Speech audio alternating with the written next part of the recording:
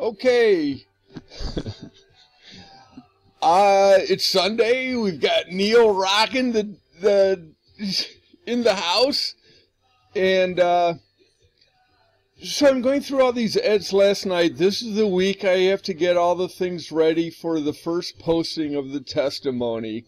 And I'm trying to clean up some loose ends, which is kind of like Margaret's hair. But last night is like, I gotta show what it's like having the brain that I was given. The best way I could do is just go back to where I had everything kind of set up.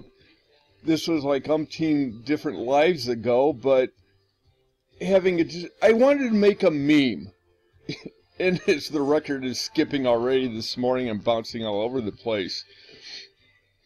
I wanted to find a hair meme that was appropriate. And I kept looking and looking, and then it's like, well, I'll just make my own. And then I had a picture of myself. I was like, well, that'd be a good one. And then it's like, all of a sudden, my brain gets flooded with all these different memes that I can do with just one picture. So one thing led to another, and this morning at the staff meeting, that I think this is where we're going to go to try and... The loose ends are how I ended up over in this apartment. You know, you just start telling these stories like, well, no, in order to tell that, you got to give the foundation. And again, you know what it's like so far, if you've stayed with it. For whatever reason I was given the brain I have is, you know, kind of personal levity, giving someone's imagination a rudder sporadically. You know, it's just the way I kind of see things. And that's with the cartoons and the editing and commentary and things. So personal gravitas. As uncorporate as I am, I'm anti-gravitas.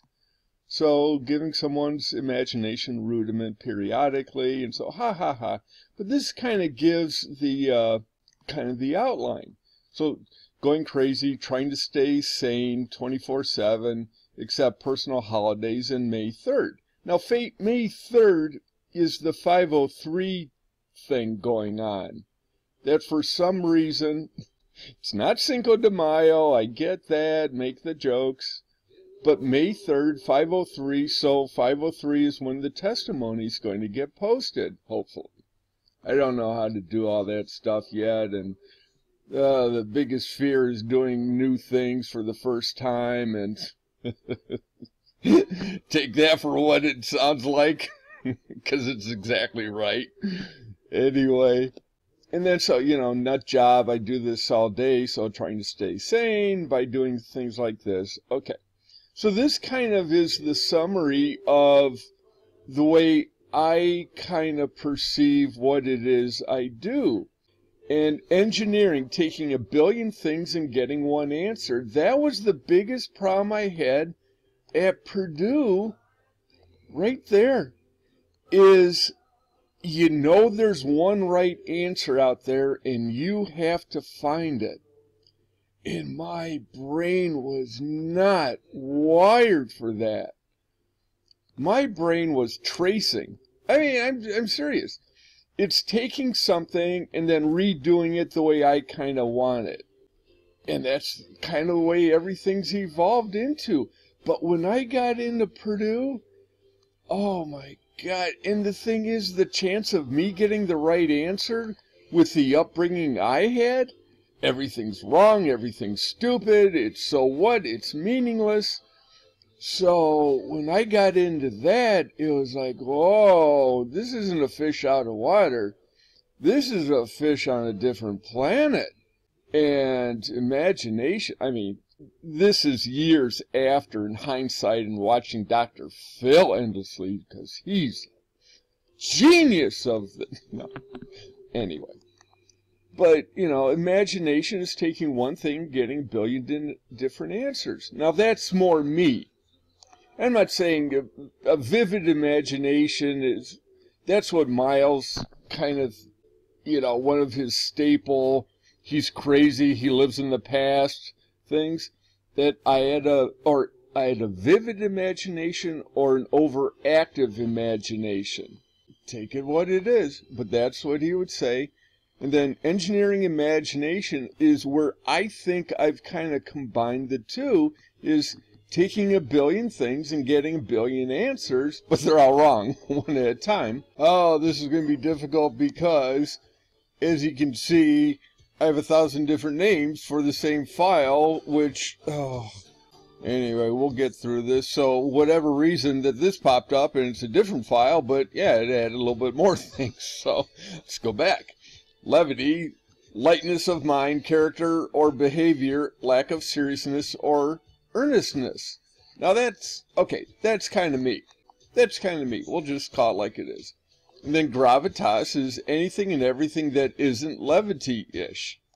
Okay, that's Miles. That's Jake. That's all the people that I've kind of clashed with over the years. So getting back, you know, personal levity, personal gravity, and professional lobotomy, giving imagination a rudiment adjustment period. Well, those are my little flares of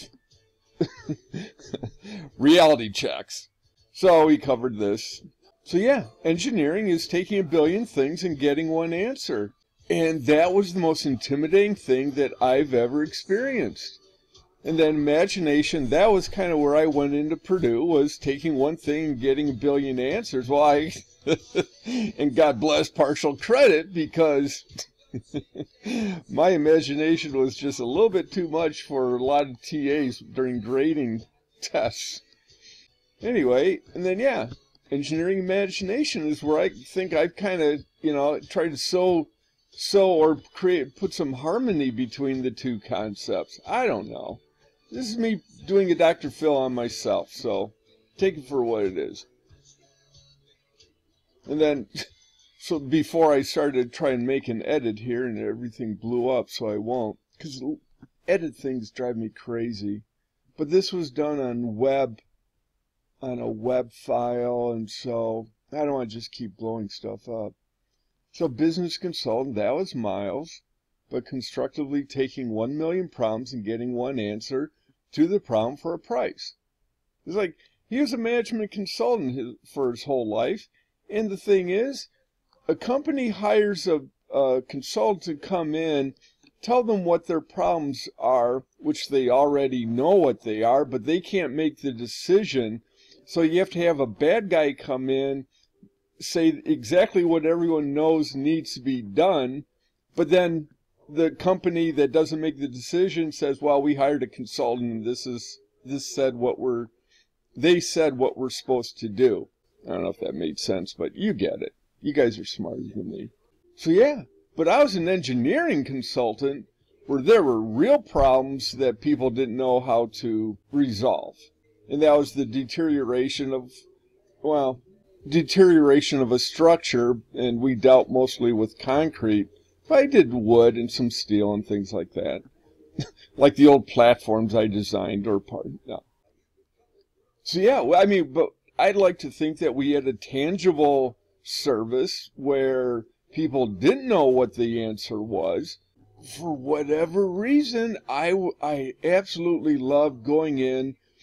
You walk to any new job site and it's either design, construction, or materials that are causing that failure, or the structure to not perform as designed. And just walking in with that 1/3 division between those aspects, design, construction, and materials, I learned so much about everything that you just accumulate this wealth of knowledge of, okay, now I saw bad construction, and I saw what bad materials did to that construction on top of a faulty design. But then you proportionalize all of those. Oh my God, it was a wonderful experience. Oh, it was great. Anyway, so I don't want to diss on management consultants and stuff, but that's what Miles did, and it's, you know, okay, and he's good at it. He was a VP of International Harvester Truck, and he did something right, because one bonus gave me a college education at Purdue.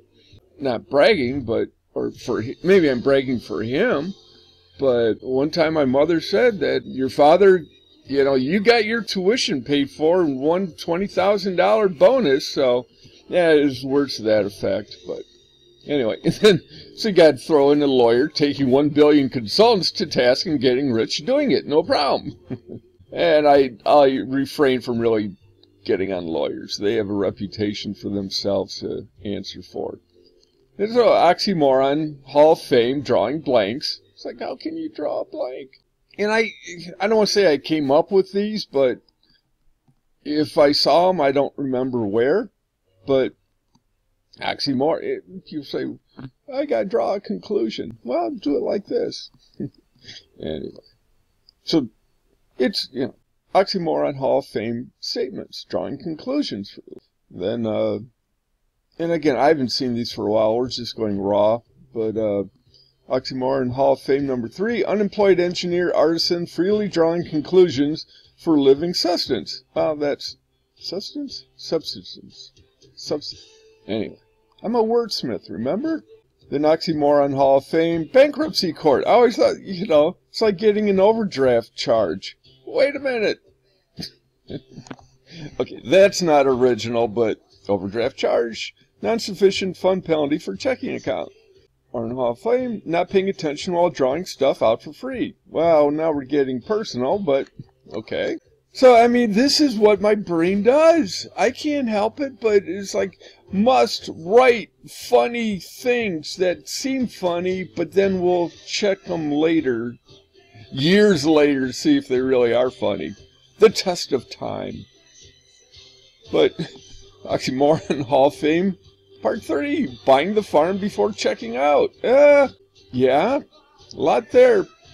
Read between the lines. Oh, there's a fine line between madness and genius. Madness, always repeating the same action, expecting different results. That is so true. And you all know it. Oh my gosh, we keep trying the same thing. Let's just use drinking, the most obvious elephant in the room. If I drink this way, it'll be better. If I drink this way, if I don't drink this way, it'll be better. Yeah, okay. Back to the drawing board, genius, and then draw conclusions in blanks. Anyway, genius, repeating the same action, achieving different results. Okay, I'm not going to go genius. Oh, go on. Audience of 0?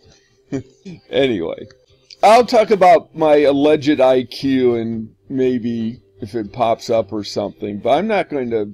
Anyway, this is the brain I was given. Anyone else can quantify or qualify that, but this is the brain I was given. That's what I'm going with. And people have tried to destroy it, including myself more than them, but this is what I've got today. So, deal with it. I have to. Okay. Ever-maddening genius, repeating the same action, always engineering failure as a result. Yeah, exactly. Okay, the right brain. I don't know if this is true or not, but I should have checked it. But the right brain, subjectively, one half is creative, while looking at the whole object in part. Yeah. Then the left brain isn't that the technical, but objectively, one half is analytical, looking at subject parts on the whole. But this is how my brain tried to kind of weave the two together somehow. Anyway, brainiac, 2 halves are better than 1. Brainless, on the whole, haha, both parts are worse than the better half of one. Yep. Stupid! Oh, Miles, I don't mean that this wasn't a thing to rag on him, but I can't think of a time where I didn't go to him saying, hey, look at what I did. And if it wasn't the words that's stupid, it was the look that's stupid. And my mother had her own. I don't know if I would imagine I address it. Hers was so, or so what? Meaning, hey, look what I did here. So, or look what I did over there. So what? You know? And, oh my God, this is so appropriate. You don't bring me flowers anymore. They gotta leave in the bad with the good. So it's like, oh, I could take that out, but no. How can you have the good? It's like Dave Galen.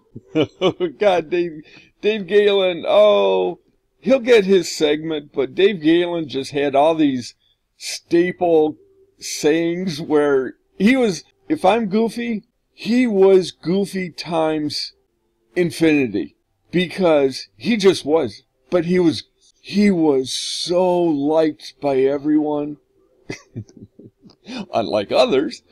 But his favorite saying was, or one of his favorite was, "How can you miss me if I don't go away?" So, anyway, squirrel, run away. All right. So stupidity, yeah, his father was just that stupid. So stupidity, taking the limits of physical law belligerently, expecting one result, the right one. Moronic, religiously exceeding the limits of metaphysical law, expecting one result, survival. Well, that was me, thinking that I can keep doing this stuff and I'll make a living somehow at it. Well, I could with Social Security disability payments. Anyway, an idiocracy. Oh, if you guys haven't seen that movie, it's not a movie, it's a documentary. Okay. Egregiously applying stupidity to a psychological moron, expecting one result. Fiscal responsibility, meaning, I think someday I can benefit from this. And maybe I am. Maybe that's the deeper, higher meaning, and it is, but we're not going to tell everyone yet. Anyway, then lunatic, harebrained person, more often having episodic twitches than not. Okay? Lunar, okay, well, lunatic, normal person less often having an episode of twitches during a full moon. Lunacy. Then lunacy, there might be truth to that lunacy and lunar are tied, but haven't checked. Abnormal person mooning, oh boy. Lunacy, abnormal person mooning Denny's front window in high school, who then goes inside for chocolate chip pancakes wearing Sears underwear over his bell-bottom jeans. Now, when someone adds that much detail, suffice to say that that's a reflection of a personal experience. And there's not much more to expound on that at this time, but I was there till 4 in the morning because after that was done, there was a little accident out in front of Denny's, and the Streamwood police showed up, and when we were in there having our 2 in the morning pancakes, that someone from the Denny's went out there and told the police, hey, these guys just mooned the front window and they just got their order. So they came in, find out who did it, and I had to clean the Denny's until probably 5:30 in the morning. And Rich. I had to use a quarter because we kind of took apart the bathroom stall, and I had to put it together with this quarter. And I had the quarter kept, and then my mother threw out this bag of memorabilia. But, yeah, that was an interesting night. Anyway, moving on. Mad scientist, experimenting with the same action, not knowing if any result is right. Well, okay. Do your Frankenstein? Well, we do, okay. Mad engineer, testing the same reaction, knowing every result isn't right. Engineer, I know it's right, or there's a right answer, and I'm going to do whatever I can to get it. Like, find the right person. Huh? Is it? Yeah. Because I had one answer for a long time, and I tried a jillion different ways to get that to work. Is it making sense, people? Oh, all right. And then, I don't want to give away the absolute end of this testimony, but I had to find that one right answer, and I found it, and you guys should figure out. Half of you that know what's going on already know what that answer is. And it's not a high school or a Michigan cheerleader that's getting me coffee right now. God. No, black like usual, that's fine. Okay, moving on. Black like usual. Oh, that's not going to come out right. Oh, we got to pause. Okay, that's also how my brain works, is after I say something, I do this quick 5-second replay of, now did I say anything wrong, incorrect, or something that may get misconstrued? And I don't know how the prior's going to get edited, but I think, anyway, that's how it works. I don't know if he wired me that way or if the environment wired me a certain way too. Because obviously it's both. Anyway, I don't want to. So yeah, okay. So component A, let's make a mad scientist. We get Dr. Frankenstein, a nut job, taking body parts on the whole, namely making one thing stupid. Dr. Jekyll, fruitcake, taking one brain apart on the whole, namely making two things more stupid. Dr. Pepper, fruity cola with stupid name. Dr. Love, Kiss classic. Dr. J, NBA classic. Then component B, Kiss, keeping straightforward stuff stupid for simpletons.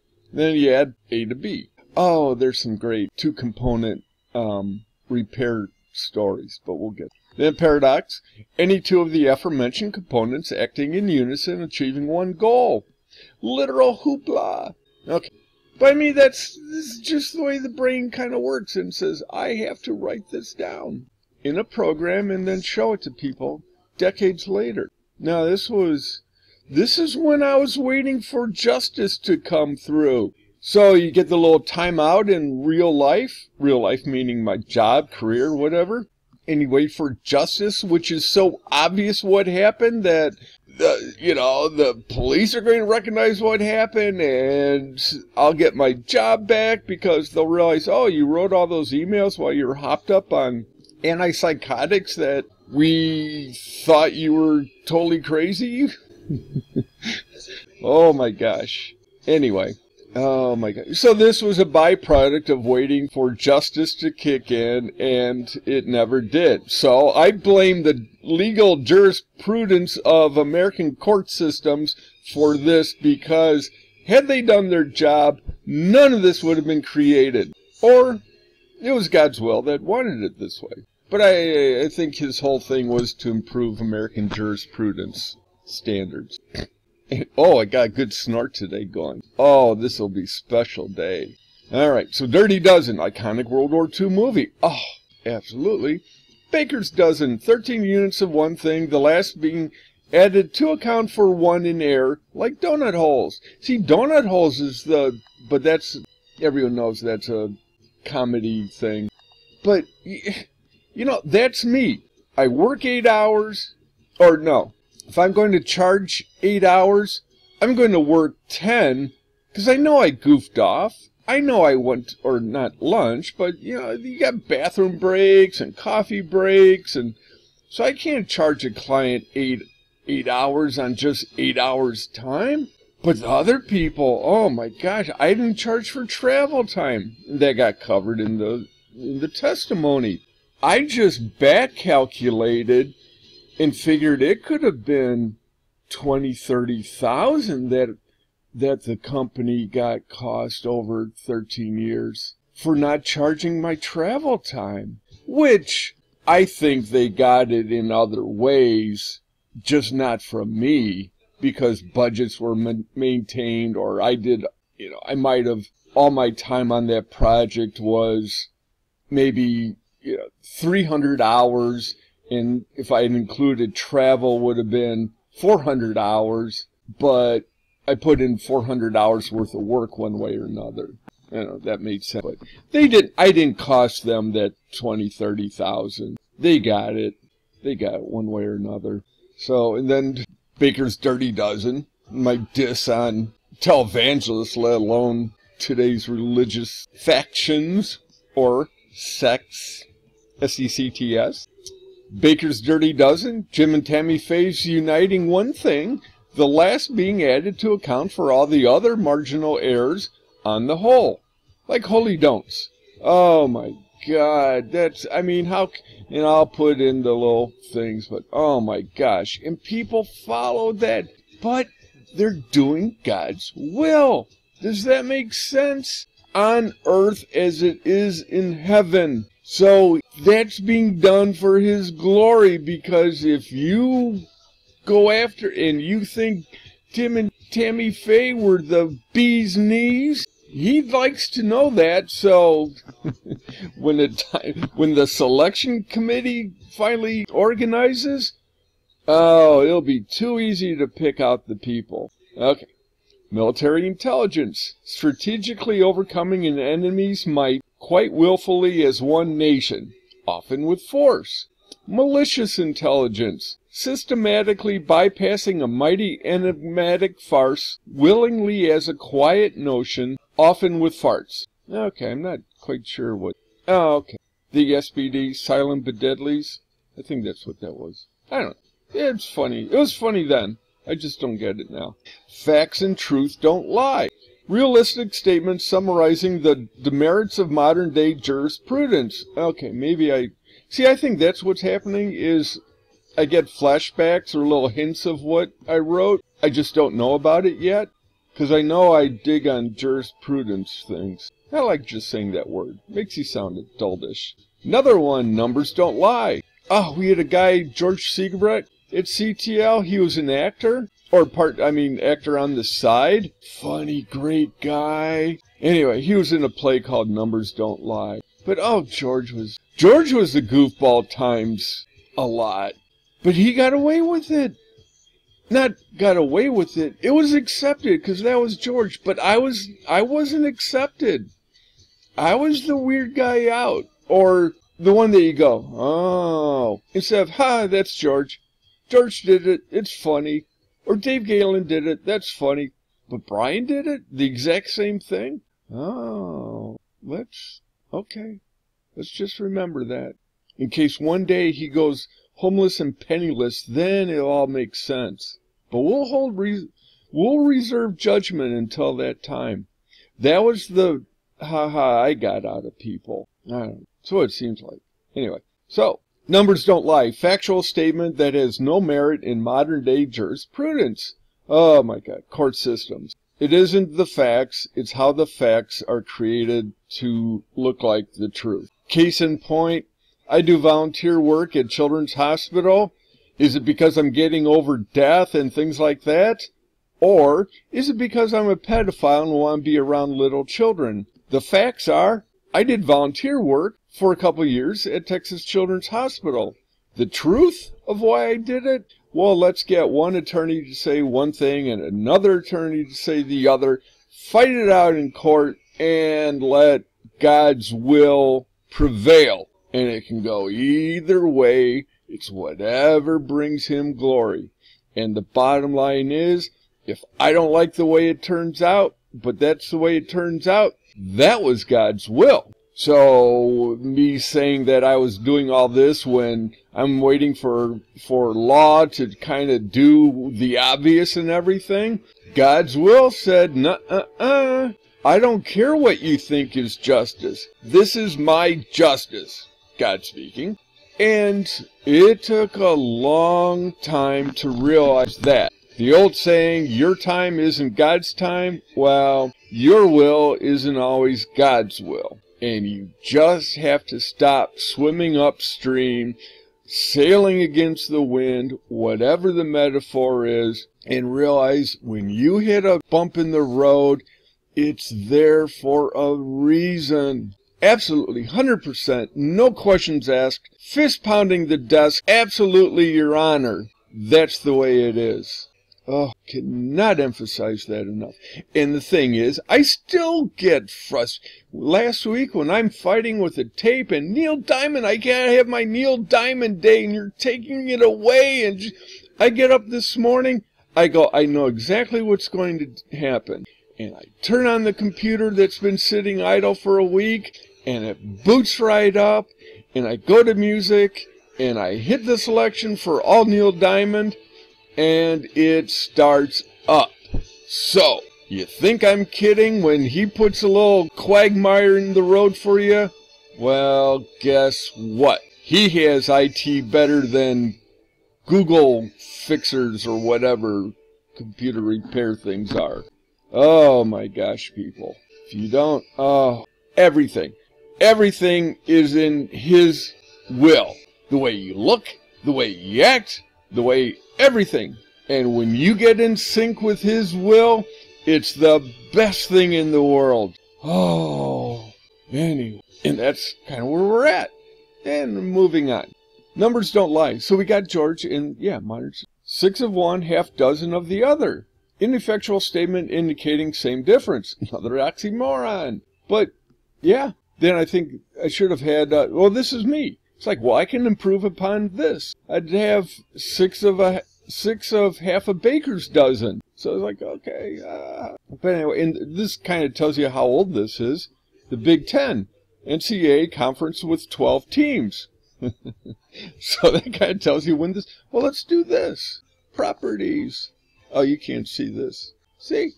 One over here. Access this Monday. Oh, okay, so I found this last week. But the last time I modified it was Saturday, November 12th, 2011. Now, that was after my back surgery. Does it make sense yet?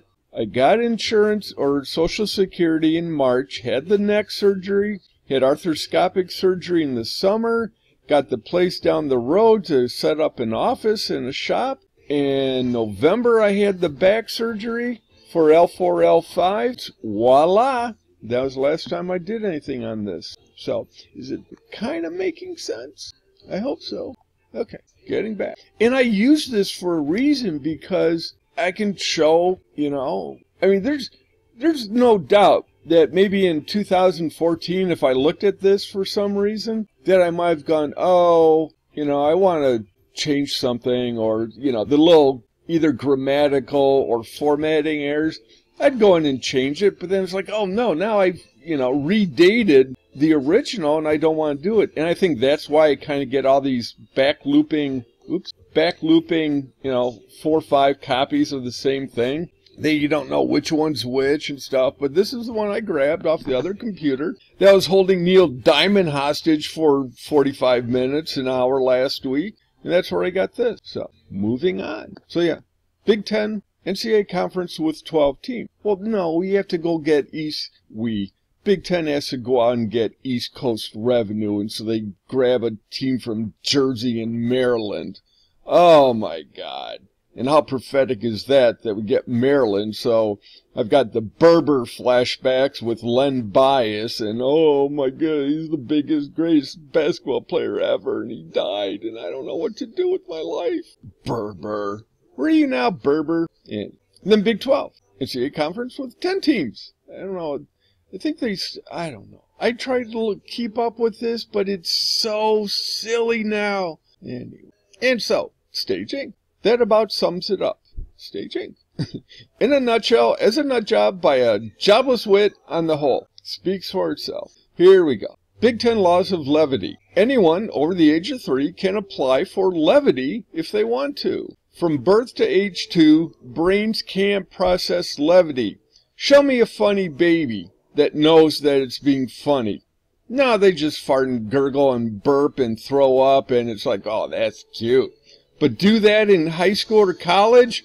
Oh, he's got a problem. It's not levity, so kind of speaks for itself. So between 2 and 3, levity becomes personal. I'm not sure why I wrote that, but I did. Thereafter, levity will engineer imagination with a vengeance. So you get your, you develop your sense of humor when you're a little kid. You become a goofball, or you don't. You become the bully, or, whatever. And then another rule, or law. Family will either screw levity up or support it. Oh, if my family looked at me like I was the oddball out, but even though you put me in with the Cleavers, as they appeared, not the behind-the-scenes stuff, and I would have been the goofball, but not perceived as a demonic goofball. Oh my God, the family. When Carolyn died, and I forgot how it came up, but when they're talking with, what's the guy, the reverend or the pastor that looks over the services, he goes, will anyone be reading or making a statement? Alan and Miles look at each other like, we're not saying nothing. And I just blurred out, I will, because I knew they weren't going to say anything. And they looked at me like, oh, God, no. but they couldn't say anything about it. So the morning of her funeral, I got up and it's like, oh, I committed myself. I hate public speaking. I'm sure I had the safety pin to grind into my thigh, reference the Marathon Oil Conference. And, but I wrote out some notes, and Jane's folks were there. This was 99. Things were on the outs, but Jane's folks came up. No one from Purdue. I mean, Tom, Vic, all those guys. I don't think they even knew about it. Jane didn't tell anyone. I'm not going to call people up and say, hey, Carol, my mother died. Can you go to the funeral? That's the last thing on my mind.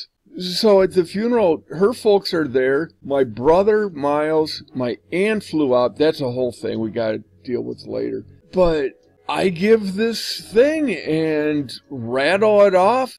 And I guess some parts were kind of humorous, and it was really windy, but beautiful day out. And I go, well, I guess Carolyn had something to say about the weather here because it was real windy. But she died April 3rd. And after I get done talking, Miles and Alan are just like, oh, God. And I look up, and Jane's dad just fingers me the touchdown sign. Just raises his index finger up like saying, field goal, extra point, good. So that was the nicest thing he ever did for me. Anyway, so yeah, they hated my sense of humor. Okay, when I go back and edit, I'll flash in my sense of humor. Whoa, Sweet Caroline is on! Oh my God. Oh my God. Are you getting chills? Whoo! Whoo! Wow. Wow. Man, I gotta ride that one out. Ay. Because I have no idea where things are in that play button across the other side of the room. Wow. Anyway. Yeah, so at her funeral, he goes, touchdown. Good speech. It's like, I thought I rambled it off halfway decent, but it was like two. I kept the notes in my suit, in that coat, my endless tweed coat pocket for years just because of that memory. Anyway, Sweet Caroline. I got to put it on pause because it's loud. Hold on. Well, we got...